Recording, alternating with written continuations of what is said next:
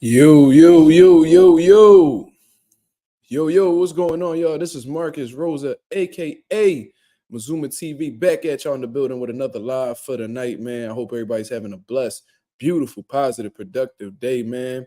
I just finished up packing, you know what I mean? About to get ready for my trip to Puerto Rico, man. I'm about to go over to the motherland and enjoy my time there, you know what I'm saying? Feeling extremely blessed, man. It's about time. I haven't been on vacation since like 2022. You know what I mean? Just been grinding since then. So it's gonna be good to just kick back for the weekend. You know what I'm saying? Shout out to my boy Stop Motion MMA. What's going on? What's going on? Watch No Face. What up? What up? What's going on, y'all? Let's hit the like button as soon as we come in, man. Let's get that algorithm on the up. You feel what I mean? We got some things that we need to discuss today in the boxing world. You see what I mean? So let's get a few people in here and then we'll discuss. My boy Chris, what up? What up? I haven't seen you in a long time, my brother. I hope everything is well with you and yours. You know what I'm saying? Seek and destroy. You said no more Philly. Oh, I'm just going for vacation, my brother. That's all. Of course I'm coming back. I'll be back on Tuesday. You know what I mean? Just a little quick relaxation, man. Just a quick recharge and then get right back into the building. You know what I'm saying?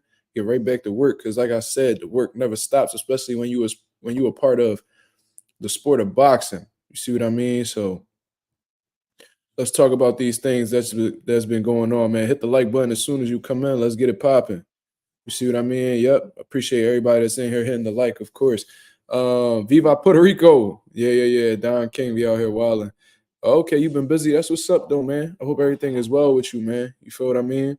We got some things that we need to discuss, man. We need to speak about Ryan Garcia. Back to the antics. I thought this man was going to take a break, but I guess that's just who he is. I guess that's just his character. You know what I mean?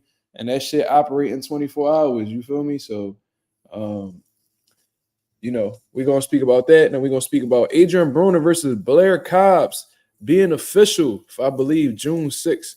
You know what I mean? So, we definitely gonna discuss that. My boy, old school. What up? What up, man? Talk to me. What's going on? Yeah. People always throwing shots and shit, but that's what come with the game. That let you know you're doing something right. If you wasn't relevant, they wouldn't be speaking about you. You know what I mean? I actually ran into somebody today. I guess somebody was stopping by visiting the gym, and he was like, "Yo, I seen you on YouTube, man.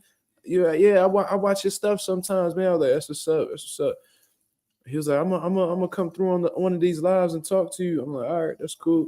You know what I'm saying? So yeah, the people starting to recognize me off of YouTube now and shit. So that's pretty cool, man. We about to hit that 1900 mark too. Let me see how many more people we need. Let me check that out and shit. We need 7 more people. Yeah, definitely a quick recharge. You feel what I mean, Chris? Shout out to you, man. Always big on the men's mental health. That's definitely something that's not talked about often. We need to make that more of a relevant topic, of course. You see what I mean? But let's get into it, man. We got 7 people in the building. You already know YouTube probably didn't send out my notifications. It is what it is, man. What can I do? You know what I mean? I'm gonna just keep bringing the box of talk to y'all, and whoever don't catch it, they just gonna have to catch it. You know what I mean, on the replay. You know what I'm saying? Hit the like button as soon as you come in, man. You know what I'm saying? You think Devin WBC belt got value as it used to? I mean, in all honesty, how the way I thought shit was structured, usually, when a fighter, uh, let's say like their opponent misses weight and they still win the fight, as far as I'm concerned, what I've seen in the past, that belt becomes vacant. You see what I mean? I don't know exactly why the WBC allowed Devin Haney to keep the belt, but regardless, he still is the champion. You know what I mean? They fought at a weight class that was outside of the 140-pound weight limit. So, it's not technically a super welterweight, a junior welterweight fight. You see what I mean? So, it's still gonna have the same value because at the end of the day, he is a WBC champion, but is he gonna get the same credit as the other champions in the division? I mean, that's subjective in accordance to who you're talking to. You feel what I mean? So we'll have to see. We'll have to see. But I'm sure, as soon as Devin Haney gets back in the mix and, he gets another fight date, there's going to be a lot of people discrediting him as the WBC champion. But at the end of the day, I mean, Ryan Garcia didn't make weight. So, if he would have made weight how he was supposed to, then he would no longer be the WBC champion. So the only person that we could point the finger at for this situation happening this way is Ryan Garcia. If he was more disciplined, more professional, we wouldn't be talking about this right now. You know what I mean? So instead of blaming Devin Haney, I mean, I wouldn't blame Devin Haney. He's not in control of the rules at the WBC. Blame the WBC for allowing him to stay champion, and blame Ryan Garcia for not making weight. You see what I mean? So it is what it is. Stop right there, homie. That's actually a pretty funny name. He says, Ryan came overweight and was not a fair fight. I mean, yeah, that's a fact. I was on Claymore Reigns live a couple days ago, and I was talking about how like Ryan Garcia is a cheater for that because he purposely avoided making weight. So and people were like, oh, he violated the rules, but he's not cheating. Like, bro, that's like the textbook definition of cheating. Like, what the fuck is y'all talking about? Like, y'all just read, like, y'all just saying the same shit in a different way. Oh, he violated the rules. He had an unfair advantage, but he didn't cheat. Bro, Google what the fuck cheating is. It's gonna literally tell you that. Y'all saying the definition, but yet y'all not saying that's what it is. Come on, man, cut it out. So yeah, it was an unfair John, but what shot Devin Haney in the foot, in all honesty, was him, agreeing to take that money and continuing on with the fight. Because Devin Haney, in all honesty, could have been like, no, I ain't fighting you. You know what I'm saying? I sacrificed to make this weight. You trying to get one up on me. So I'm gonna fight Arnold Barbosa. He could have easily went away with that, but I think Devin Haney really wanted to prove himself. He really wanted that big fight. You know what I mean? So he did what he had to do. You know what I mean? And I don't think that he will turn down an additional 1.5 million. You feel me? So it cost Devin, but it is what it is. What can I say? Hit the like on the way in, J Cash. That's an absolute fact, my brother. I appreciate you informing the people. SM down H9. What up, homie? He says, I like Ryan versus Spence. Car crash. Damn, that's crazy. Why you I like Ryan versus Spence. Car crash and Bud beatdown being 35 plus. Ryan having his old trainer reasons. I think Spence is on the decline. Ryan get him now will be like when Floyd beat Oscar. That's an interesting opinion. You know what I mean? I think that's yet to be proven, though. We don't know exactly what's left of Errol Spence. For all we know, he could be back in effect, and he might be a revitalized fighter at 154 pounds. Honestly, we'll have to wait and see, man. But I'll tell you one thing, he didn't look good against Crawford. You know what I mean? But that could be reasons outside of, the damage that he has taken throughout the course of his career. But with that, with that Terrence Crawford being added on to Errol Spence's mileage, we don't know exactly what's left of him or what he has left, you know what I mean, overall. So, I mean, it definitely leaves Ryan Garcia with an opportunity to beat him. But, I mean, if Errol is anything like himself, I think he absolutely destroys Ryan Garcia. You know what I mean? So it is what it is.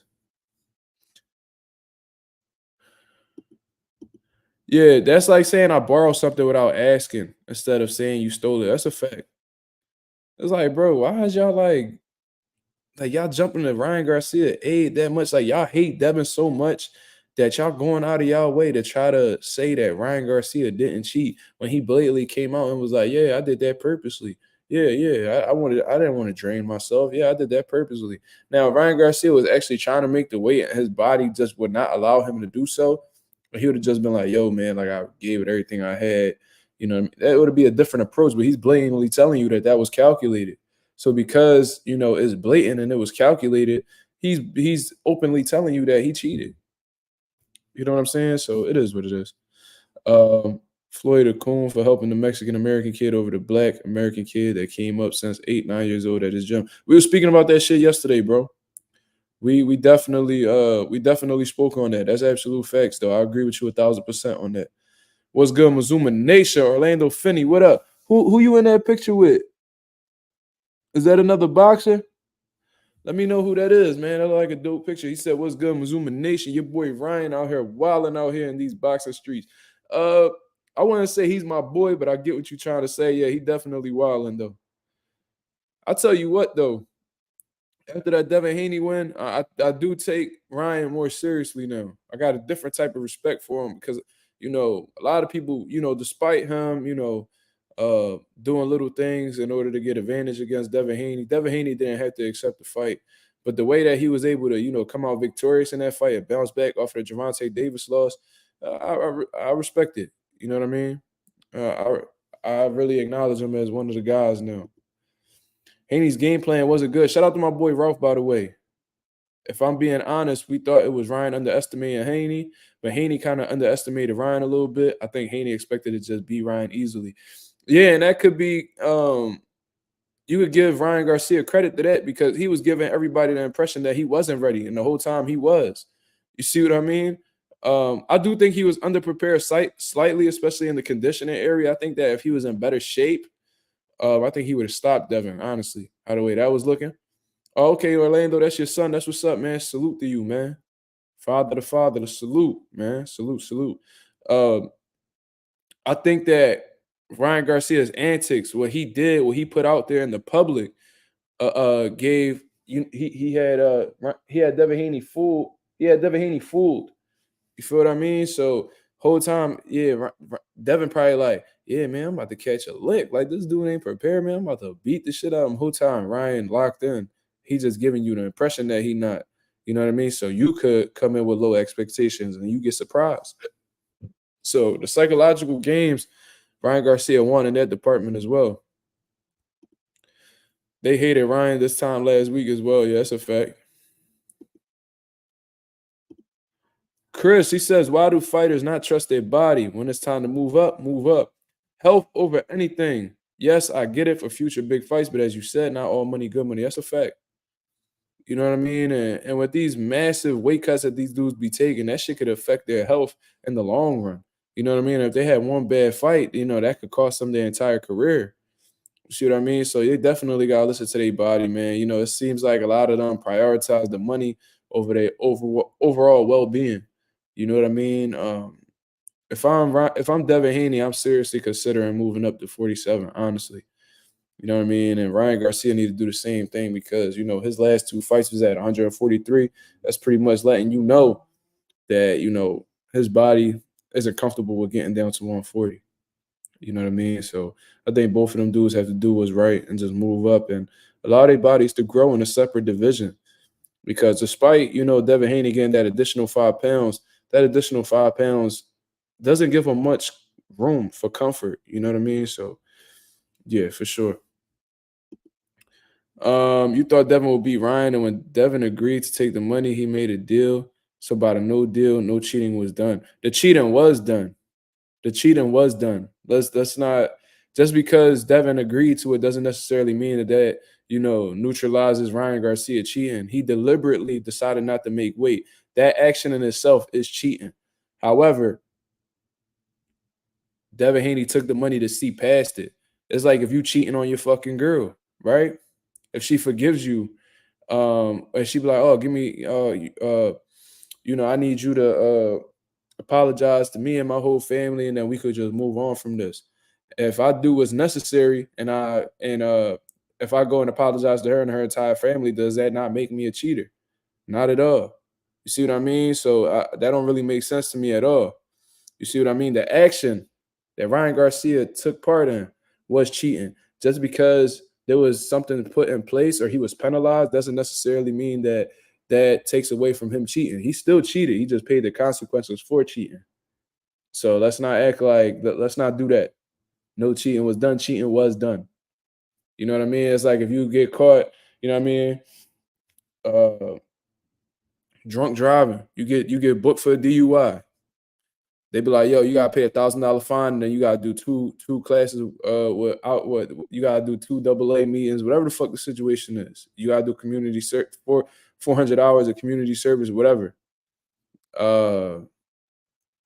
You you doing that community service and that fine and paying that fine doesn't take away from the fact that you drove drunk. You see what I mean? So yeah, I don't understand that point right there. Let's not act like Ryan didn't cheat because Ryan did cheat and he admitted that he did. So, uh, but Devin Haney let it slide. That's where he fucked up at. You know what I mean? I'm not putting it all on Ryan. Ryan did what he had to do in order to have the advantage, and Devin Haney let him slide out the door with it. So it is what it is. Ralph says, how was there no cheating? They signed the fight at 40. That's the main fact right there. Ryan didn't attempt to make the weight. He said he didn't try, so he cheated by not losing the weight to get an advantage. That's a fact. I don't know what people don't understand about that, though. people think that because Devin Haney took some money, penalized him for it, that just completely negates Ryan Garcia cheating. That's not how it works. You feel me? So it is what it is. I think Rolly too. I think Rolly struggles to make 140, but yet again, Rolly fights for money. He don't care about legacy. That's a fact. That's a fact. Watch. Yeah, Rolly's a big motherfucker, man. He's a big dude. Now in terms of him making weight, I never really hear him complain about it. It just seems like he's just capable of doing so. But he hasn't really looked good at 140. But the reason why I think he hasn't looked good at 140 is just because I don't think it's a weight thing. I think it's a stylistic thing. I think that, after he got cracked by Gervonta Davis, he either got punchy, like his punch resistance went down the drain, or he's just not confident in his ability to take a shot no more. So what happens is he goes up against a hard punching motherfucker, the grandpa Ismael Barroso, has a tough fight with him, gets dropped and all that, but he's able to get a crazy ass stoppage win. Very controversial. And then he goes right into the pit bull smoke. You know what I mean? And I ain't gonna lie to you. If that was a Rolly and Ryan, like let's say, Rolly actually took on the Ryan fight, Ryan would have knocked him out cold.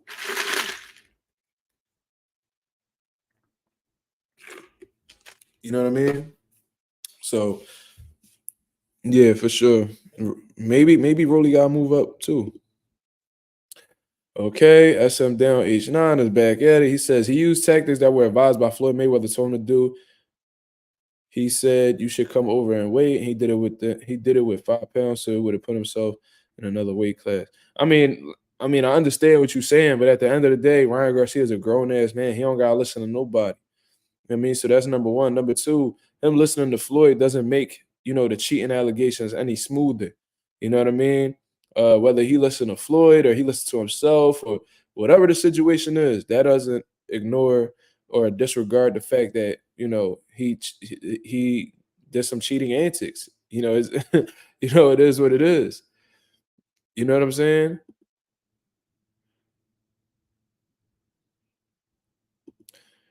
Did you see Floyd says he wants to see Devin and Rolly? He said that. I didn't catch that one. Well, you know exactly why Floyd wants that. You know what I mean? Because he wants to involve himself in a fight with Devin Haney. He wants to profit off of Devin Haney. You know what I mean? That's the reason why, he's salty about Devin Haney in the first place, because he's not attached to him in any sort of way. You know what I mean? Well, Floyd, everybody that's attached to Floyd, bro, he did everything in his power to make sure they didn't have a better career than him. Anonymous said Floyd never said that. Okay. Well, he probably did never say that. I see it as gamesmanship, not cheating. All right, man. Agree to disagree, bro. I don't know how the fuck y'all could just do y'all not hear what I'm saying? Is it not registering in your head? I don't know how y'all can't consider that cheating, bro. Gamesmanship. Let's look up gamesmanship. Let's check that out. Let's look up the definition of gamesmanship, shall we? It's so clear. It's not even a debate. The art of winning games by various ploys and tactics to gain a psychological advantage. Now, that might have been something that Ryan Garcia did. That's a pretty good definition. But the tactics that Ryan Garcia took part in included cheating. So you have a good definition for what Ryan Garcia did. You feel me? But, ploys and tactics, that specific, wording right there. Ryan Garcia did take part in tactics. He did. You know what I mean? A lot of antics, tactics, whatever the hell you want to call it. But, some of them tactics involved him cheating in order to get an advantage. Simple and plain.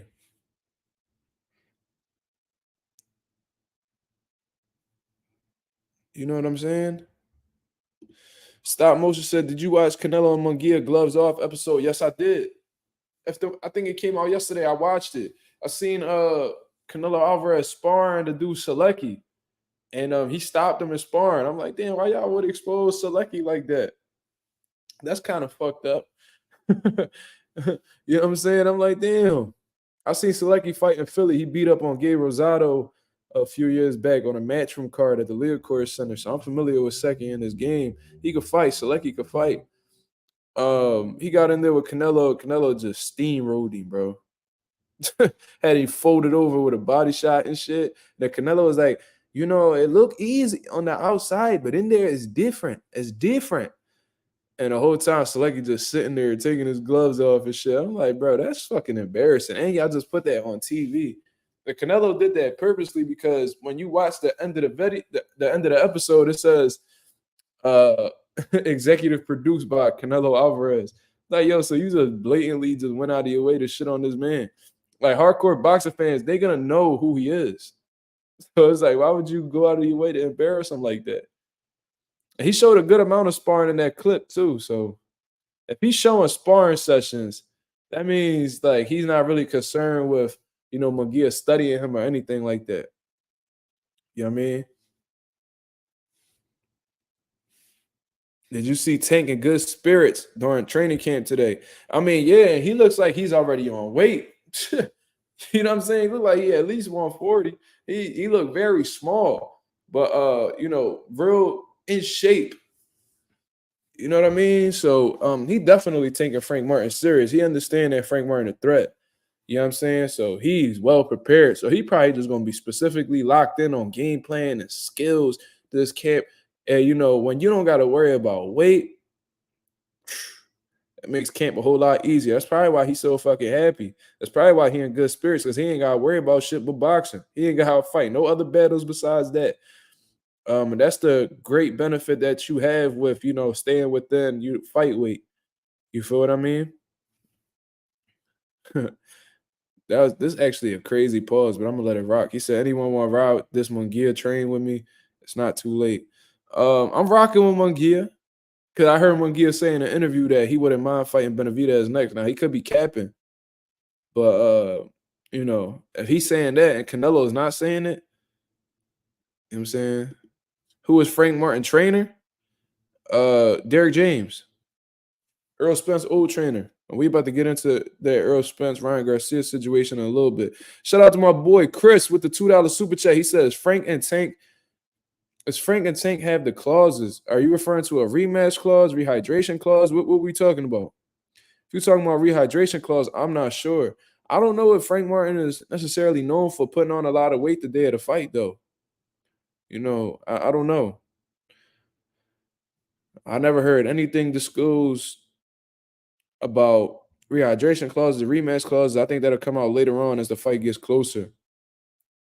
Rehydration, I'm not sure. Chris. I wish I had the answer for you, but they just announced the fight recently.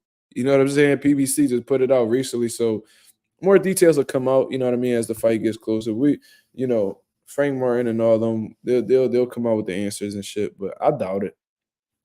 I don't think Frank Martin is necessarily known for rehydrating all crazy. Let me see. You said they both ducked Andre. Who you referring to? Ryan and Hector quit. That's a fact. Hector quit though. He felt that shit and he was like, oh no.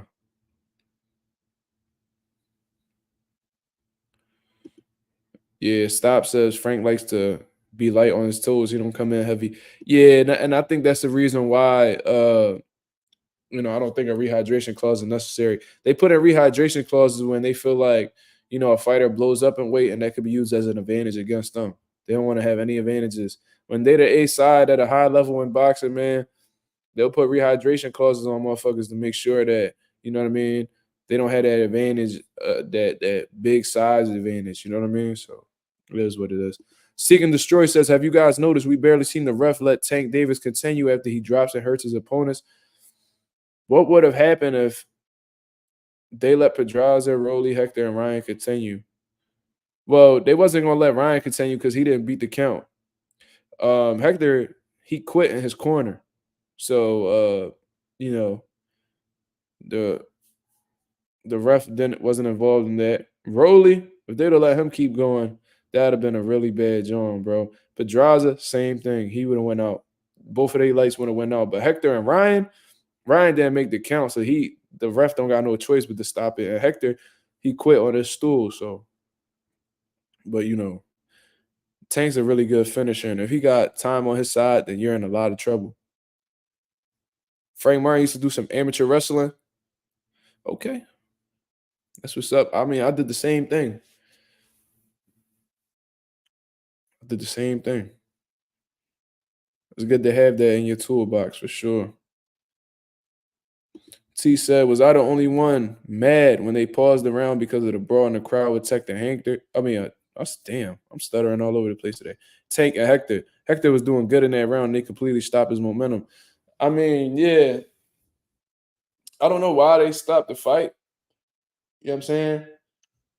Fights in the crowd happen all the time, unfortunately. And I don't know. I mean, it must have been a big fight for the ref and them to stop the action.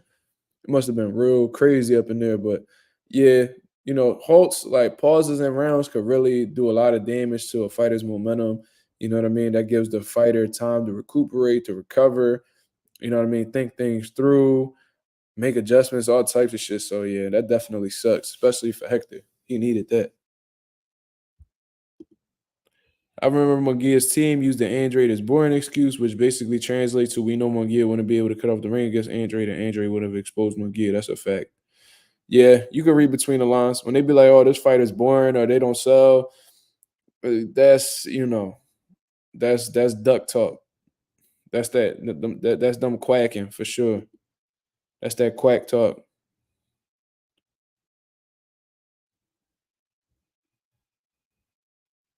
hmm Ain't nothing happened. Meek Mill Diddy ass was in an altercation. What? What you talking about, Chris? The hell Meek Mill and Diddy got to do with this? Hmm.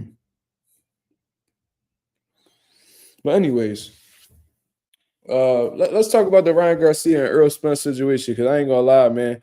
It seems like everything at this point just makes me laugh with Ryan Garcia. I ain't gonna hold you, bro. Ryan Garcia he's a funny dude. You know what I mean? Unintentionally, he cuckoo to me. You feel me? Like he a crazy dude. That's how I look at him. I look at him as like one of them crazy motherfuckers that used to be on the block. Oh yeah, Meek Mill and Gary Russell. Yeah, yeah, yeah, yeah. Yeah, I forgot about that. Yeah, that's exactly what happened. Yeah, it wasn't even that deep though. It wasn't. Yeah, it wasn't that deep at all. They was just going back and forth. Niggas ain't get physical or nothing like that. That's like the most random fucking combination, bro. Of people like to get in an argument. Gary Russell and Meek Mill. Like you would never really think that they would ever get into it. Like, you know what I'm saying? But it is what it is. Let's bring up Ryan Garcia talking shit about Errol. Let's look at that. Because Earl Spence, Ryan been talking crazy about Earl Spence lately. You feel what I mean? Ever since that situation happened with Derrick James and Earl Spence, which we're gonna talk about as well. We're gonna talk about that as well. But Ryan Garcia, he started off by saying "fuck Earl." Somebody, he's like "fuck Earl." Somebody was like, "What?" You said what? Yeah, yeah, fuck Earl. He was like, "Oh, he not paying Derrick James what he owes him, and how I haven't been with Derrick James as long, and I still pay him more type shit." So I knew from there that was confirmed, like the situation that was going on with Derrick James and Earl Spence, because Ryan Garcia is close to Derrick James. He's one of his fighters, so he will get the scoop before anybody else does, like me or anybody else that's currently on this channel right now. We got 26 people in the building, man. Hit the like button, man. Hit the like button as soon as you come in, man. If you appreciate the content and the overall boxing talk, man, let's get them up. But yeah, Sean Terrence says Spence was the reason Ryan went to James. Yeah, I think it was mostly Spence, seeing Charlo become undisputed and shit like that. I wonder who came to Derrick James first. Was it Ryan or Anthony Joshua? Probably probably Ryan got there first. I don't remember. They both had like the same amount of fights with Derrick. Regardless, you know what I mean? I guess that's what motivated Ryan Garcia to go in that direction. But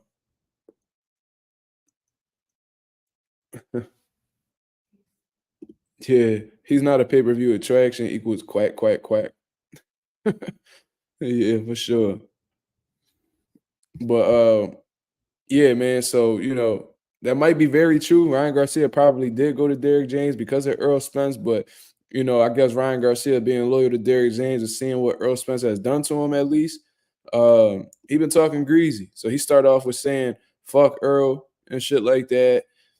He said that about almost 2 weeks ago, and now he's talking about what in the fight, Earl Spence. You feel me? So let me see if I can find the exact clip of him saying that, because Ryan Garcia went on a tangent today. He was talking greasy. So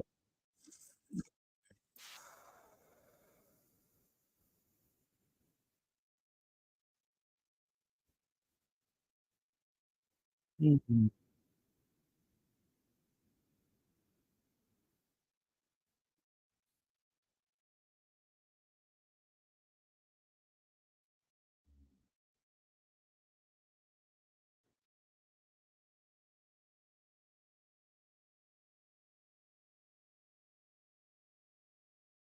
Oh wow, Ryan Garcia wilding on that live, bro. That boy having the time of his life after punching on Dev. Ain't that some shit? Let me see if I can find a clip, man. My phone died. Fuck. Come on. Let's find that little small clip. I ain't got no time to be going through a 1 hour live.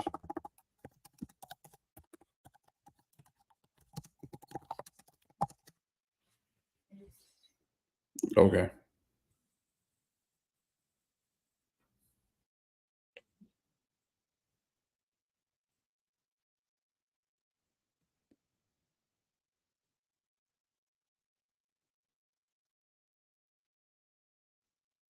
Mm-mm-mm. Oh, Ryan was first. Okay.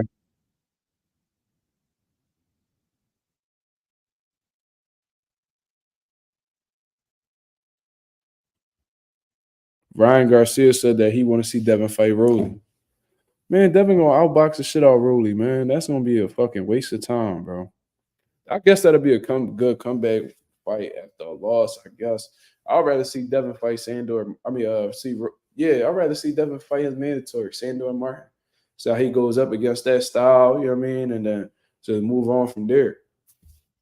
You know what I'm saying? If he don't fight Sandor Martin next, you know what I mean. If Sandor don't want to accept no step aside, bro, he gonna have to give up that belt. So you know what I'm saying. All right, Chris, I'll holler at you, man. Have a great night, man.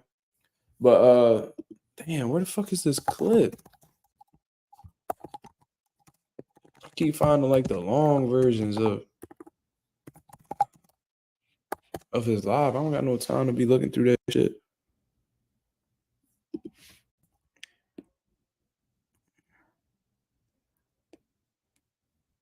Mm, okay. All right, I found it. Let's check this out right here. Let's share the screen. Let's share the screen. Shout out to Fight Hub for putting the small version, the shorter version out. Yeah, Spence got beef with my coach. What's good? Come see me. You want to sue him? I want to beat you up. Yo, facts. Facts, bro. Do. Knock out Errol. Nice. Buddy, bro. Let's fight all of them at the same time. Yo, bring them on. See what happens. Bring them What if I on. pulled that off, though? Bro, did that? 2v1? Yo, 51? O'Malley and Errol Spence Jr. at one time? Oh. Pause. This. Pause. So y'all see Ryan Garcia feeling himself. He's sipping on that wine, feeling fine. That nigga out here wilding. Yeah, I seen him playing with his nose too. You know what I'm saying? I peeped that shit. I ain't seen nothing, but I peeped it though. That boy, he better not be fucking with that ooh wee. Yeah, I mean, he don't want to feel no drug test. They reversed that damn fight to a no contest.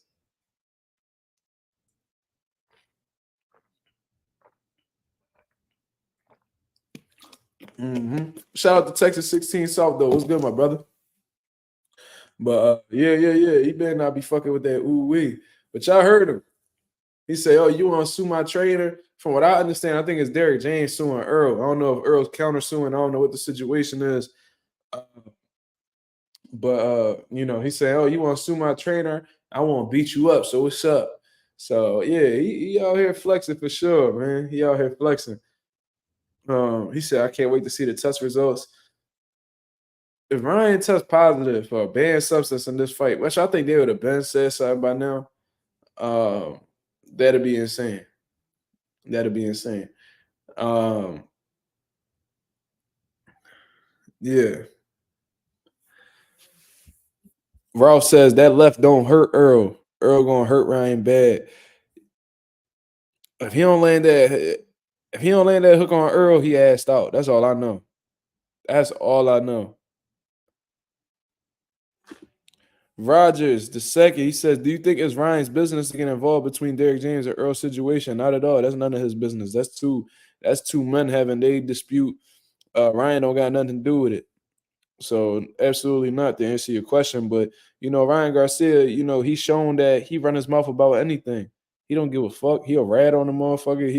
He expose shit. He can't keep a secret. You know what I mean? He can't keep things to himself. It's just the type dude he is. You know what I'm saying? So you know, it ain't his business, but that don't mean he ain't gonna speak on it. It seems like he'll do anything to get himself in the headlines. That's what it seemed like for real, for real. You know what I'm saying? EJ talking about he was gonna pay Derrick with the rematch money. Ain't no way he said that. Ain't no way he said that. So that pretty much confirms everything. You know what I mean? With these rumors coming out, Michael Benson. Shit. Let me see if I can pull it up on here, man. 'Cause my phone died. Michael Benson came out and you know, let me see if I can pull this up right here. But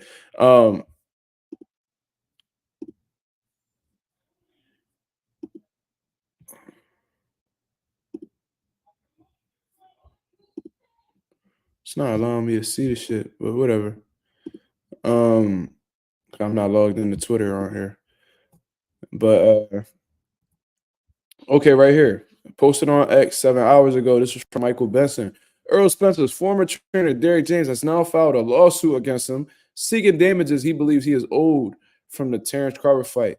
He believes he is owed from the Terrence Crawford fight. So I'm really looking forward to seeing that. I'm gonna definitely pay attention to that case, and hopefully, you know, we have access to it publicly, because I want to see exactly what Derrick James feels like he is owed, what agreement they had in the past. You know what I mean? And if Errol Spence really fucked him over bread wise, because that's going to dictate. I'm not going to lie to y'all. That's going to be make or break for me as an Errol Spence fan. Now, if it's a situation where, you know, Errol, you know,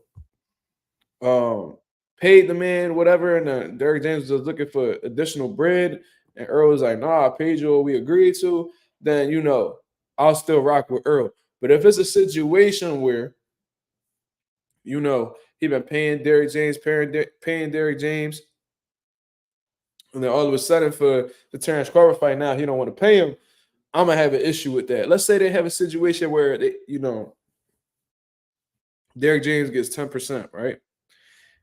You know what I mean? Total, like fight and pay-per-view. And you know, Earl only pays him for the fight and not the pay-per-view. You know, that's some snake shit. That's some snake shit. You feel what I mean? So I'm gonna have to wait back. I'm not gonna judge Earl yet. You know what I mean? I ain't gonna cook him, none of that. But I'm definitely gonna be on the lookout to see exactly what the situation is. I gotta see what these court documents say. And you know, it's sad that it's really sad that, you know, both of these guys had to split up over money. I would have never thought they would have split because of that. Um, you know, it's sad, bro. You know, Derrick James done been with him. Well, what is this dude talking about? He says, "I have respect. Haney and Garcia had to run it back because it was a close call. It was a close fight. I wouldn't mind seeing a rematch." But Ryan Garcia, he said he'll give Devin a rematch, but you know, he's talking about all these other fights he could possibly make. He's talking about Pitbull. He's talking about Earl. He's talking about Fundora. He's talking about a lot of people, man. So let's see. I don't know. I don't know if Devin Haney's immediately next after this. I don't know that. You said Ryan beat Earl Spence. I don't know about that, my brother. I don't know.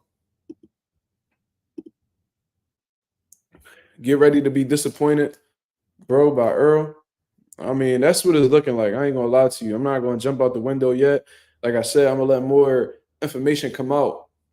You know what I mean? But if it's a situation where Earl just, not paying Derrick James for some reason, you know what I mean? That's a bad look, man. That's gonna completely change my perception on Earl because I always looked at Earl as a stand-up dude. You know what I mean? I always thought that he moved properly. You know what I mean? I fucked with his character outside of the ring. That's what made me a fan of him, coming up and shit like that. Because usually when he said things, he followed through on it. You know what I mean? He said he was gonna fight Crawford after getting all the belts. He did exactly that.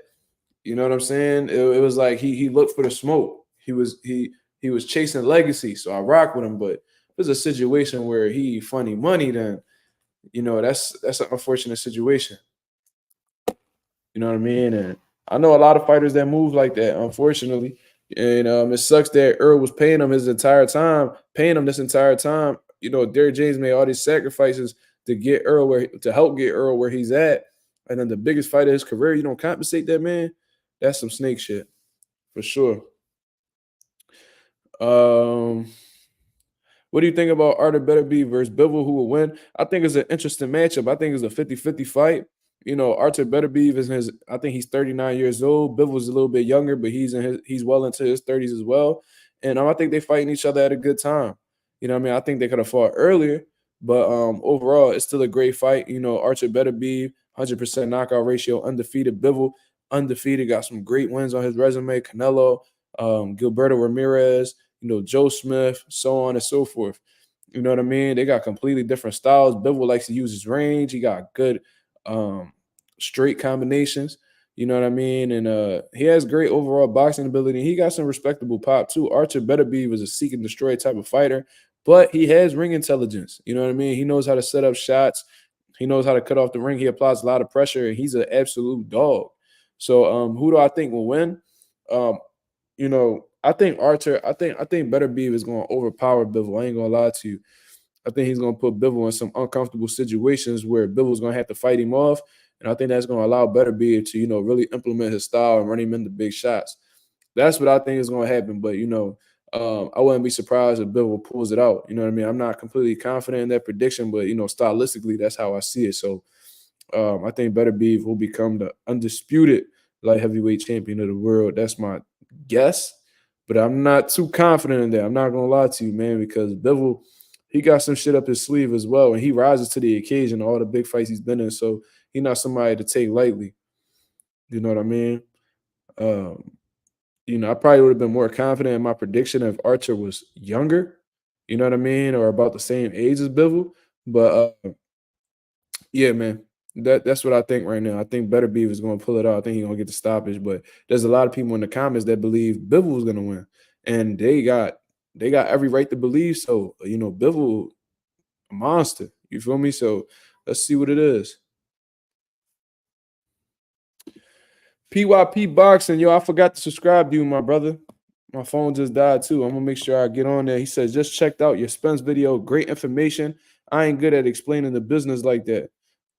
What was oh yeah, I was just pretty much it wasn't nothing too sophisticated or anything like that. It's just that when you just look at everything that's going on in the 154-pound landscape, seems like everybody's occupied right now in terms of who could possibly face Sebastian Fundora next.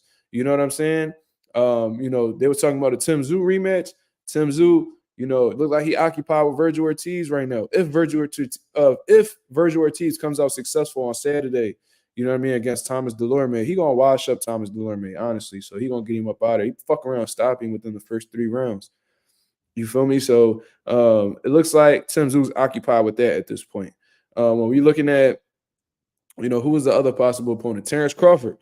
He's caught up with Madrimov right now because PBC did everything in their power to make sure Terrence Crawford didn't get that belt or get the fight next with Fundora.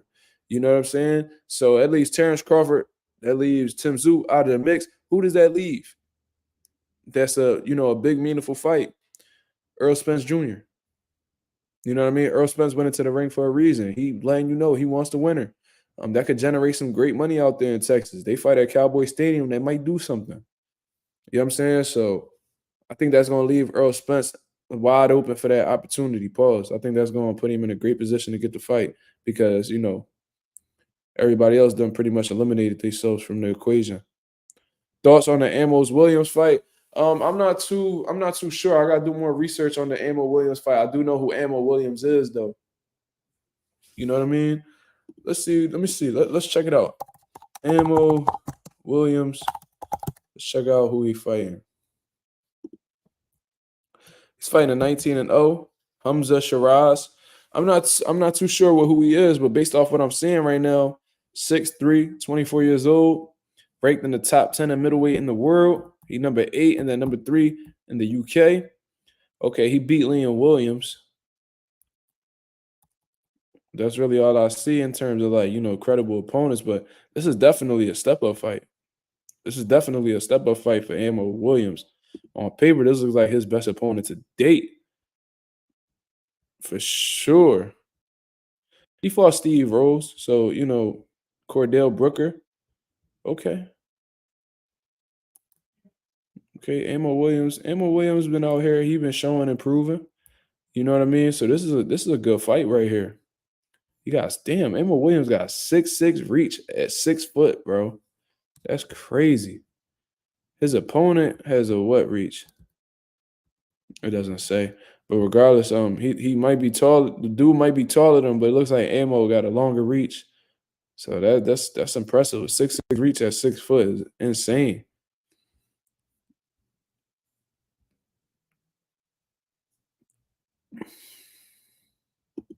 Says, why does everyone think it's impossible for Better Beef to win by decision? He could have some knockdowns and win rounds. That's a fact.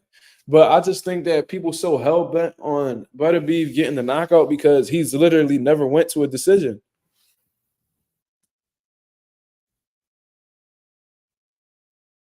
Yeah, his reach is 78 inches. Amo Williams' reach is 78 inches. Yep.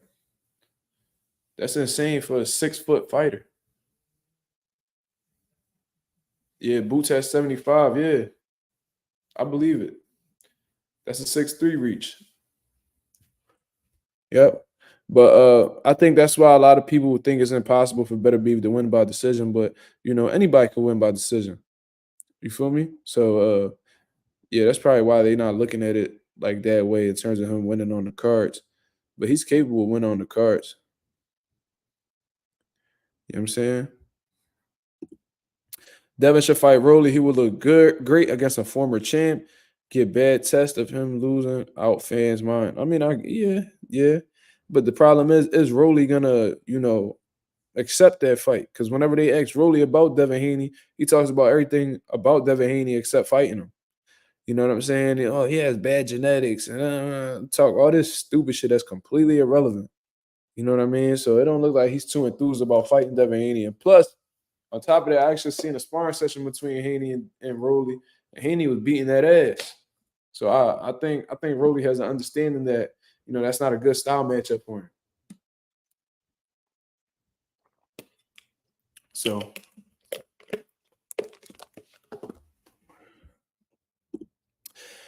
Tank, he says, yo, Marco Boxing had T.O. on call and T.O. Sr. admitted to getting knocked out. Look it up. I mean, yeah, I made a video about that shit. And bro, I ain't gonna lie to you, bro. Anybody could be knocked out. I'm gonna just say that. I could be knocked out. You could be knocked out.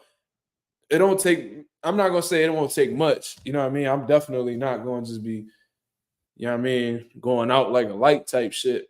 But what I'm saying is, it's possible this shit can happen to anybody. We seen the people with we seen people with great defense knocked out. We seen all-time great fighters get knocked out. So this is possible. You feel what I mean? But the fact that T.O. Jr., the fighter, seen his father get knocked out and did absolutely nothing, that's fucking mind-boggling to me, bro.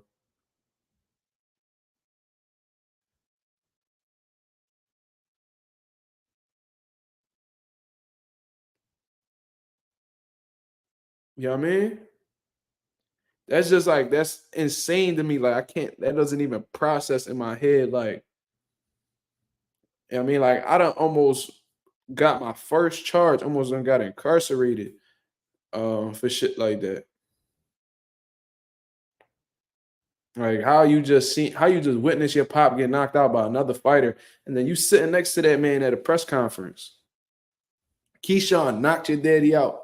You did nothing, and now you sitting with him at the same card, just chilling. And then he press you on top of that, confront you at the press conference and all. You got no static for him. That shit is insane to me. Shout out to SP. PYP says Joel Diaz will beat Better Beef in camp. Joel Diaz is beating Crawford. Remember, he beat Canelo. What you talking about? Okay, so Joel Diaz is Bivol's coach. He coaches Madrimov as well. I didn't even know that, but he's a good coach. He's a good coach, no doubt.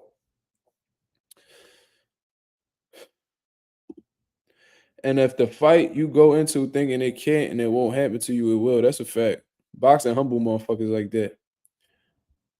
You gotta be humble enough in boxing to understand that shit could happen to you. You know what I mean? You gotta prepare properly with the idea that you can't get upset, you can't get hurt, you can't get knocked out. These things can't happen, and you gotta be okay with it in a sense. You feel me? But you just have to prepare the best way you can so you can avoid it at all costs. But regardless, man, T.O. watched his dad get knocked out cold at the gym.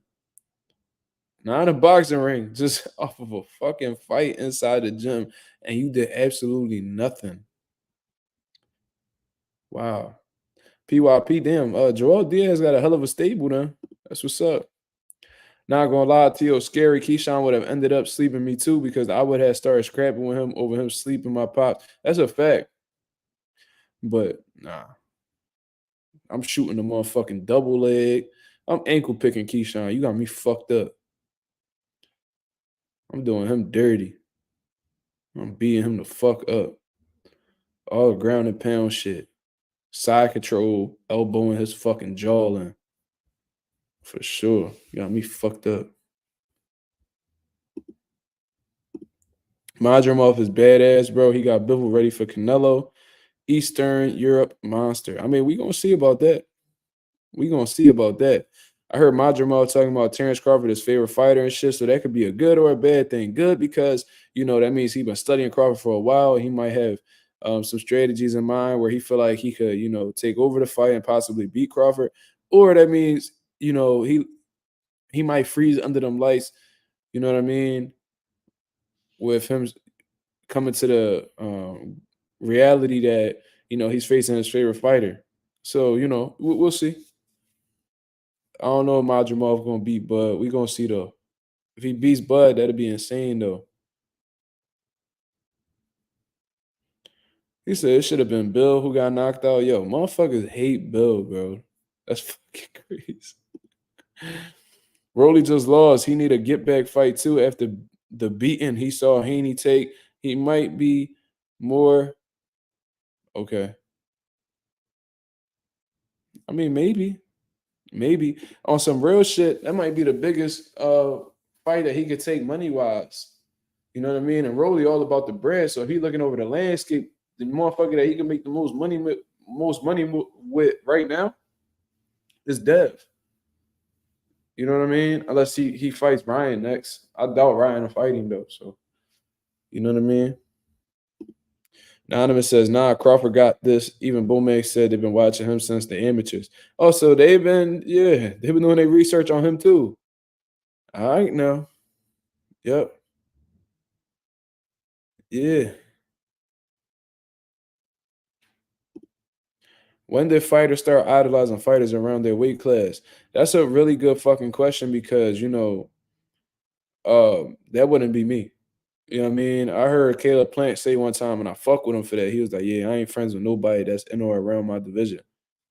And when you see Caleb Plant, how he be moving and shit, he really don't fuck with niggas, bro. I ain't gonna lie to you. You know what I mean? He'll be cool with like a welterweight and shit like that. Like people that, he has a strong idea that he'll never fight. You know what I'm saying? But I think that's how a lot of people should approach it. Ain't no friends in this shit.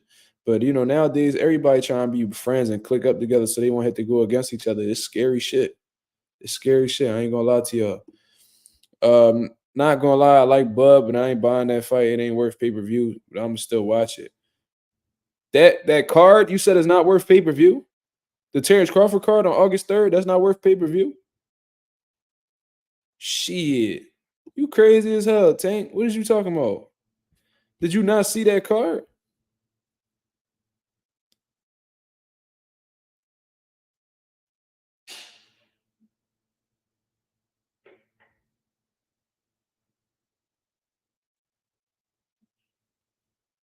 Bro, it's Bud versus Madrimov. Timzu versus Virgil Ortiz, bro. Fucking a main event in itself.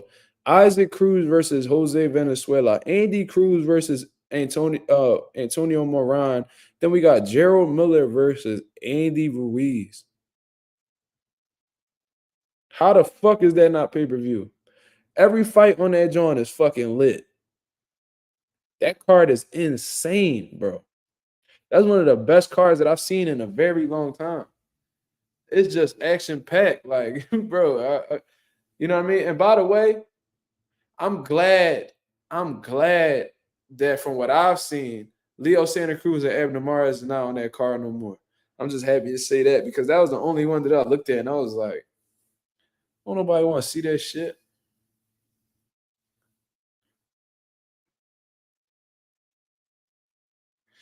Nah, they said Tank. This says that Tim and Virgil Ortiz is on that card, but Virgil Ortiz hasn't come out successful against Thomas Delorme this weekend. Yeah, bro, that card, that shit. I'm paying for that. I'm sorry. I'm gonna have that money ready. Don't give a fuck. That shit could be a bean. I'm buying it. Got me fucked up. Real shit. I'm buying that Tank fight too. When that shit in June? June something? Yeah. Yeah, that Tim and Virgil fight about to be insane, bro. That shit, if that shit go 12 rounds, nigga, I'll be shocked. I'm not gonna lie to you. Out of all them fights that's on that card, I'll be shocked if any of them go 12 rounds. For real, for real. Maybe Andy and Gerald. But for some reason, I can see Andy clipping Gerald Miller. As much as Gerald Miller come forward and apply that pressure, he can take a punch. It took a lot for Daniel Dubois to get him up out of there, and he was out of shape. So if he come in great shape against Andy, bro, he might run into some shit against Andy, and he might stop him on his feet or something. Pitbull versus Rayo, that's not going 12 rounds. Tim Tszyu versus Virgil Ortiz, that's not going 12 rounds. I don't think Crawford Madrimov going 12 rounds. You know what I'm saying? Andy Cruz, he fuck around, stop Moran. Like, it's all these fights are all. I don't think neither one of them going. I don't even think they should bring the judges, bro. I ain't gonna lie to you. Damn. Pagas says Tim will beat the shit out of Ortiz. There's a lot of people that's picking Virgil to beat Tszyu. Andy Cruz is getting better and better, man. Like, he's developed into his pro style so well. You know what I mean? And that's what's really concerning about a lot of amateurs when they got 200, 300 amateur fights. It's hard for them to transition from the amateur style to the pro style because they two different things. The amateurs is all about, outlanding your opponent, outworking your opponent. The pros, it slows down. That's when you start setting up shots and you start thinking more in there because you got more time, you got more rounds to really, implement your style. And the amateurs is all about, who outworking who type shit. You feel me? So I was concerned whether Andy Cruz is going to be able to develop that pro style because there's some people that's so stuck on the amateur style that, they don't end up being good pros. I've seen a lot of great amateurs, especially in Philly, a lot of great amateurs that turned out being mediocre pros because they can't get themselves out of their style. And there is such thing as being in the amateurs too long. But, Andy Ruiz shown that, he's a special talent. He's able to adjust, you know what I mean, and evolve as a fighter. So, yeah, he's getting better every single fight, man. Andy Cruz look like he's going to be here for a long time. He definitely gonna be a world champion. He keep this up. And Tim Tszyu, he just got a nasty cut and a loss, and he going right into the smoke with Virgil. You gotta respect Tim Tszyu, bro. That's the motherfuckers that we need to have, representing boxing. You see what I mean? Not these people that they fight a few good fighters and then they turn into businessmen and then they feel like they don't got shit to prove no more. Man, fuck all that, bro. Get them the fuck out of boxing. You feel me? We need people like Tim Tszyu with that mentality that they looking for all the smoke. Guys like Mario Barrios looking for all the smoke. Jerron Ennis looking for all the smoke. But he putting his businessman head on. But for the most part, he's consistently beat great fighters. Good fighters. We need more people like that. You know what I mean? Not people like, I've proven everything I needed to prove in the sport. And bro, once you get to talking like that, bro, just hang that shit up, bro.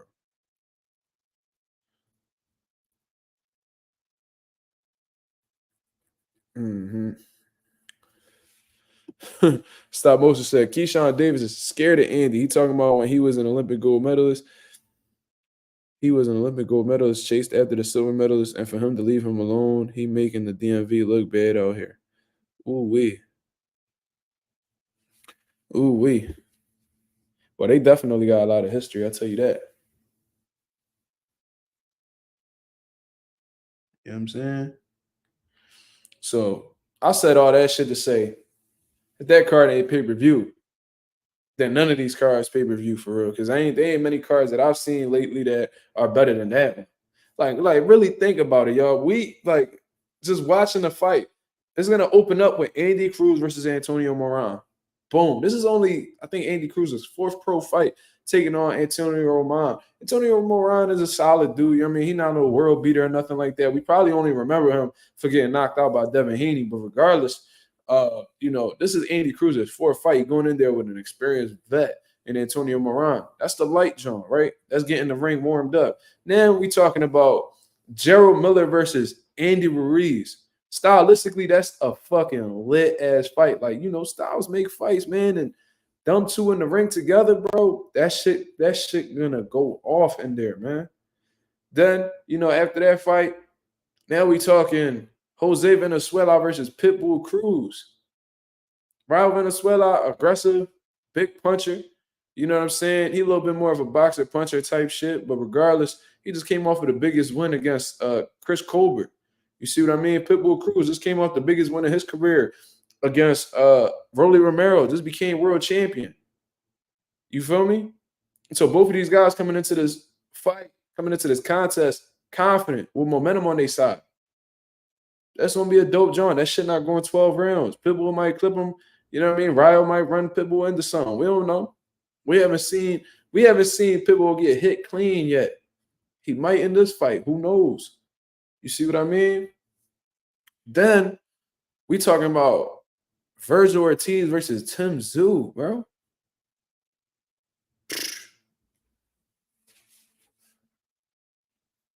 Crazy.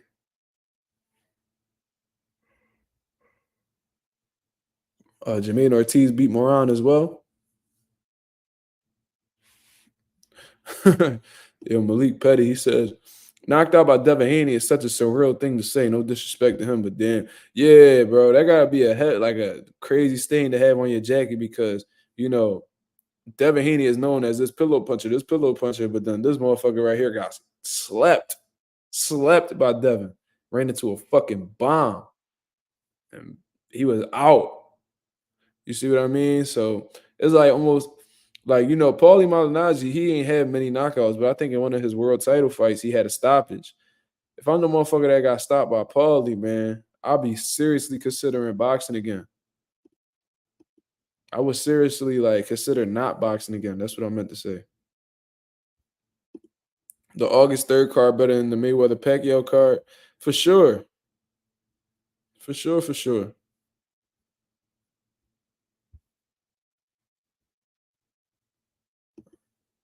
PYP Boxer says Andy Ruiz is messing with Lupillo Rivera's wife. Lupillo, a gangster for real in Mexico. They all over the media in Mexico. Oh, that shit sound messy to me. Shit. Listen, I ain't fucking with no get money bitches in Mexico because they might be tied from somebody in the cartel. I don't want no smoke with that shit, bro. Fuck that.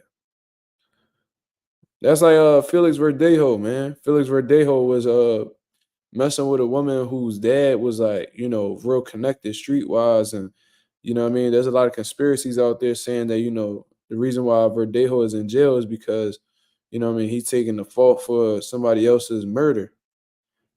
That's what they say. I don't know if that's true. You know what I mean? I ain't trying to get too messy about it. But that's what it is.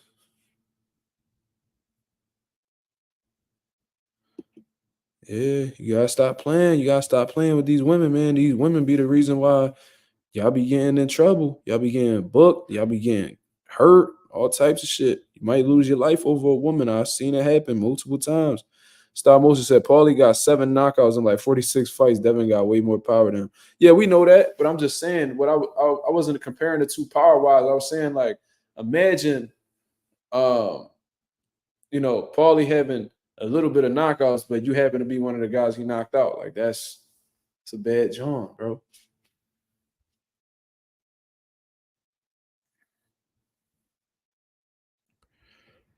Yeah, don't die over that, J Cash. That's a fact. You don't die over that.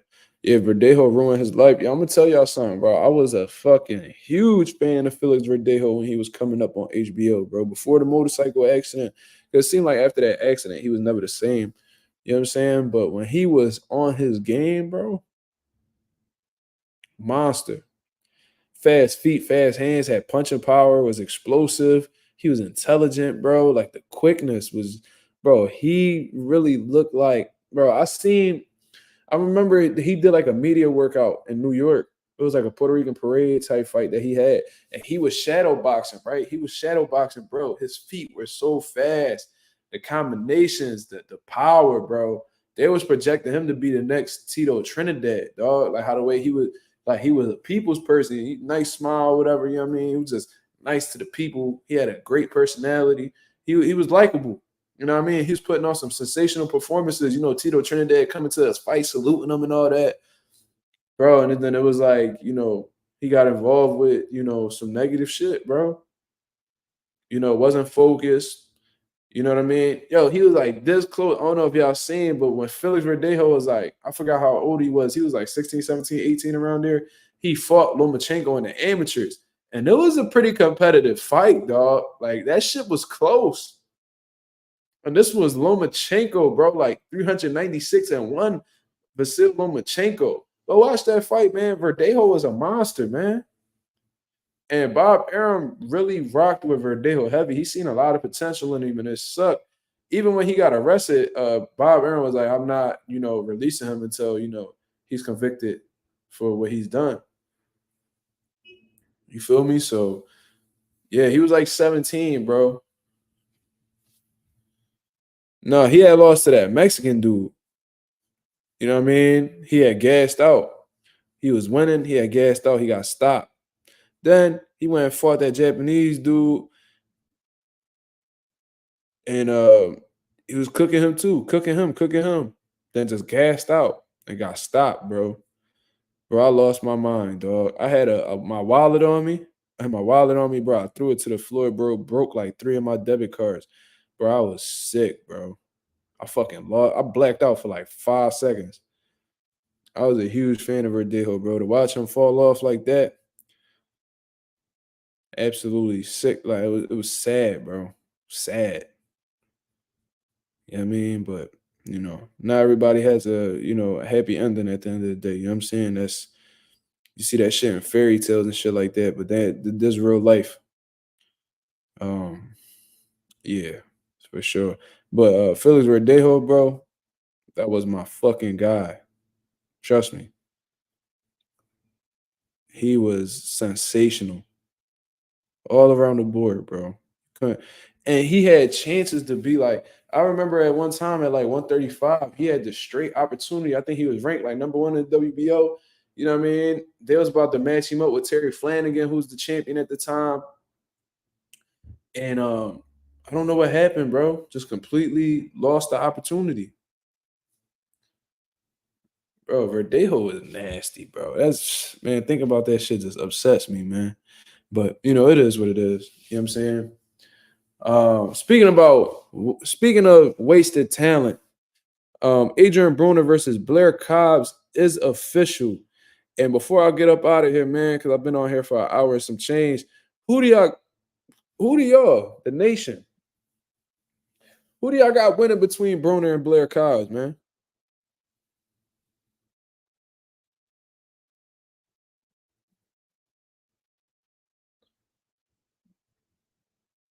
Blair by domination. This is stop motion MMA, man. Let me know what y'all think. Who do y'all got? And how do y'all see them winning? Blair. Texas says Broner. He looked good his last fight. Okay, but who he fought? I think he fought like literally like a lawyer or some shit. Nigga was an accident lawyer, man. Some baggy ass suits, man. He wasn't no, man, cut it out, man. The Can Man. D says the Can Man. PYP says Blair. Texas said Broner worked the whole fight. Okay.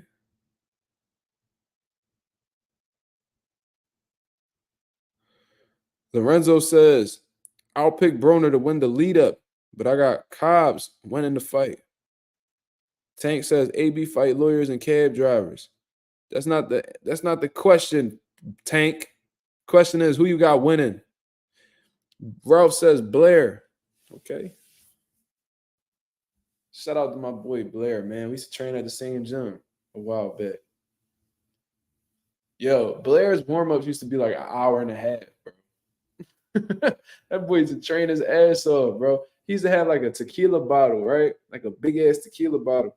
He used to fill it with water. And then he would drink it, and then everybody would be like, yo, is this motherfucker sipping liquor? He used to treat people like that. But you know, like his warm-ups was like an hour and a half. He was in Philly. Yeah. Derek Will said Verdejo was in a motorcycle accident. After that, he was never the same. Yeah, that's what happened. What? Where you see that shit at SM? You ain't just make that up, right? Let me grab my fucking charger. Hold up, yo. Nah, hold up. That ain't real. That headline ain't real. Damn, SM.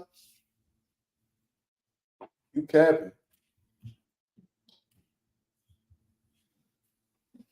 Showbiz the adult.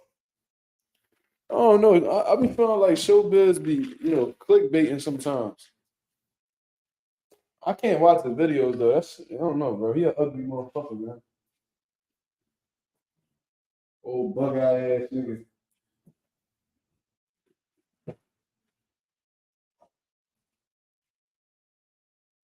He not funny to me neither. I don't know why people think he funny. I don't know. I guess it ain't my humor.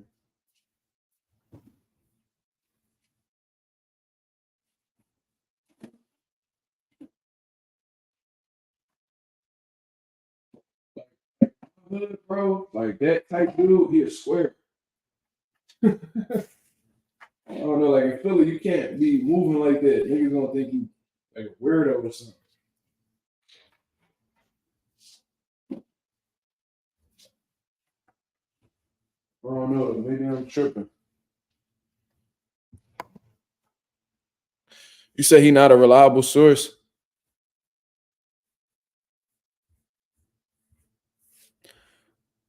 Yeah, I don't know, bro. I don't think Errol would admit to owing anybody $2 million. Do I give Blair a chance versus Boots? Fuck no. I know people that was there when Boots and Blair sparred.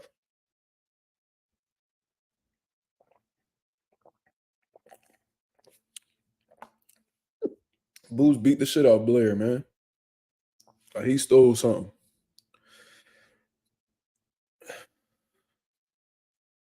So I could watch on my own time, sure.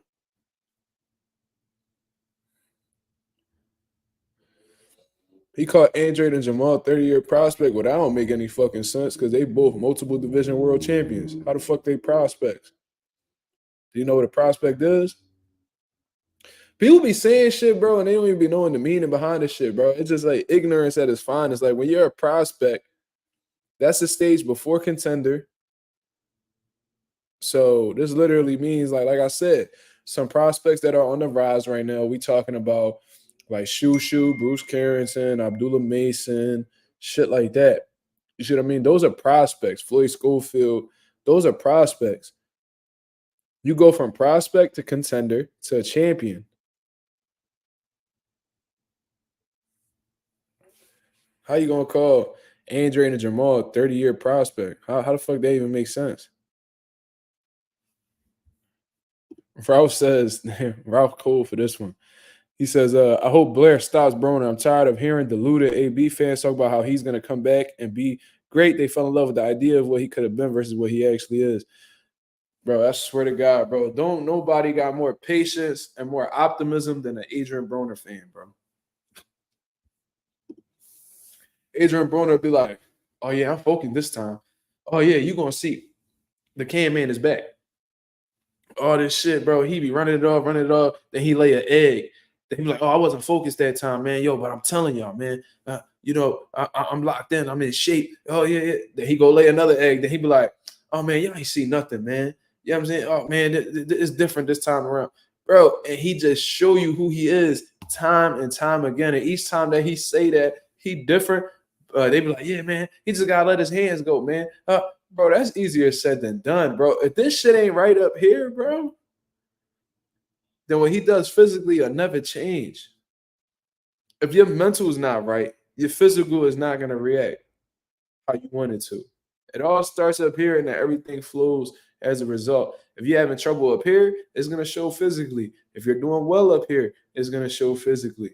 You see what I mean? Unless, like, of course, you older and shit like that. Because there be some situations where you older and your mind is operating well, but your body can't. These things can't happen. You feel what I mean? Adrien won 4 divisions, actually, PYP. AB is a 4-division world champion. 26, 30, 35. No, wait. No, 30. Wait. Nah, he did 30, 35, 40, and 47. Actually, 30, 35, skipped to 47, then went back down to 40 and became a 4-division world champion.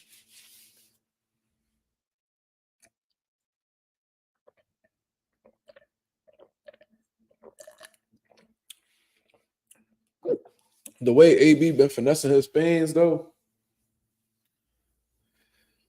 it's like that baby mom that keep taking that cheating ass baby dad back. Oh, baby, I promise I'm different this time. Then the girl take him back, and then he be back on the same nut shit. That's Adrien Broner fans, dog. I'm trying to tell you. They be like, oh, no, he different this time. He going to let his hands go. Nah, that ain't it, my brother. You know what I'm saying? I remember when he was talking shit to Mikey. I knew Mikey was going to beat Broner ass. I was huge Mikey Garcia fan. You know what I'm saying? Huge Mikey Garcia fan. And I knew he was gonna do Broner dirty, but everybody was like, man, Mikey ain't nobody. They was talking shit about his body on the scale and shit. Oh man, he fat, man. And Broner gonna fuck him up. I'm like, you must not know what the fuck these Mexicans get into. Derek Wiltz, he says, what happened to Rasheem Jefferson Jr.? I think he's in jail right now, my brother. I think he's incarcerated, unfortunately, but from what I understand, he ain't got much longer in there. And he should be back to boxing as soon as he, serves his time. Trump, that name is crazy. Y'all can really be whoever y'all want to be on YouTube. That shit is hilarious. He said, I would have loved to see Matias versus Broner. Mikey and Maidana would have been a walk in the park in comparison. Damn, you trying to see Broner get destroyed, huh? Yeah, Broner will get absolutely demolished by Matias, especially right now. Broner ain't shit that he used to be, man. That man completely destroyed his body with, all the, bad things he did to it.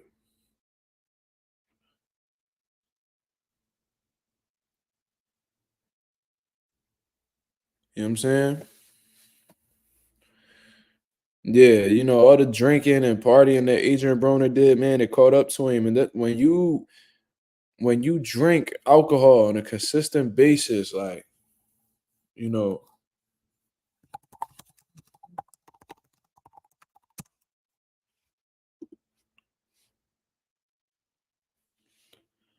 let me see.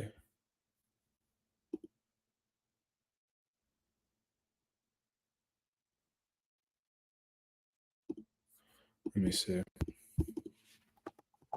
I want to show you guys.